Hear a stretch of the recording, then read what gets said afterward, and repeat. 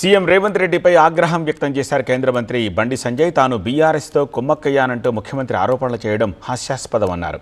కేసీఆర్పై తాను పోరాడినందుకు అప్పటి బీఆర్ఎస్ సర్కార్ కేసులు పెట్టిందన్నారు.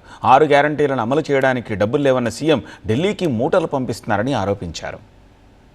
సీఎం రేవంత్ కేసీఆర్ కుమ్మక్కయ్యారన్నారు కేంద్ర మంత్రి బండి సంజయ్. విచారణ పేరుతో కాలయాపన చేయడం తప్ప బీఆర్ఎస్ నేతలను రేవంత్ అరెస్టు చేయలేకపోయారన్నారు. ముఖ్యమంత్రి తన వల్ల కాదని చెబితే కేంద్రం రంగంలోకి దిగుతుందన్నారు. బండి సంజయ్ బీఆర్ఎస్ ఒకటని ఎవరు అన్నారు? నీకు కూడా తెలుసు. నాకు బీఆర్ఎస్ పార్టీ ఎంత వ్యతిరేకత నీకు తెలుసు. కానీ ఏదో ఆ పక్క వాళ్ళు ఫీడ్బ్యాక్ స్క్రిప్ట్ రాసి తప్పు రాసినట్టున్నారు. వేరే పేరు రాయవే నా పేరు చెప్పినట్టున్నాను. నువ్వు నీకంటే ఎక్కువ బీఆర్ఎస్ అడ్డుకునేది నేను. బీఆర్ఎస్ తో కుమ్మక్కైంది నువ్వు బీఆర్ఎస్ పార్టీని వ్యతిరేకిస్తున్నా నువ్వు భావిస్తే నేను గతంలో డిమాండ్ చేసిన అకున్ సబర్వాల్ రిపోర్ట్ ఏమైంది? తొక్కుకుంటూ వచ్చినట్ట బండి సంజయ్ నేనట ముఖ్యమంత్రి గారు తొక్కుకుంటూ వచ్చినట్ట నేను బీఆర్ఎస్ సబరిస్తున్నానట.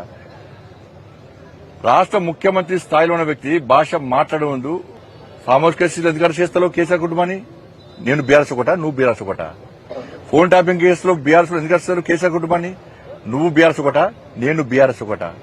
ఈ ఫార్ములా కాంగ్రెస్ లో కేసీఆర్ కుటుంబాన్ని ఎందుకు వస్తలేవు? ఏది నీ విచారణ? ఏది సిబిఐ అంటున్నావు? నేను మళ్ళీ చెప్తున్నా, నాకు కేసీఆర్ కుటుంబాన్ని టచ్ చేసే ధైర్యం లేదు, నాకు రేషం లేదు, నాకు రోషం లేదు. చేవ చచ్చినా అని చెప్పు. నువ్వు అసలు చాతగానే చెప్పు. చలో మేము అరెస్ట్ చేస్తాం, మేము ఎంక్వైరీ చేస్తాం. మేము తెలంగాణను రేవంత్ అప్పుల పాలు చేస్తున్నారన్నారు బండి సంజయ్. 28 నెలల్లో 3 లక్షల కోట్ల రూపాయల అప్పులు చేసి శ్రీలంకలా మారుస్తున్నారని ఆరోపించారు. కేరళ, తమిళనాడు ఎన్నికలకు రేవంత్ తెలంగాణ నిధులు పంపుతున్నారన్నారు సంజయ్. 8 లక్షల కోట్లు బీఆర్ఎస్ పార్టీ ప్రభుత్వం అప్పు తెచ్చింది. అప్పులు తీరుస్తాము, 6 గ్యారెంటీలు అమలు చేస్తాము.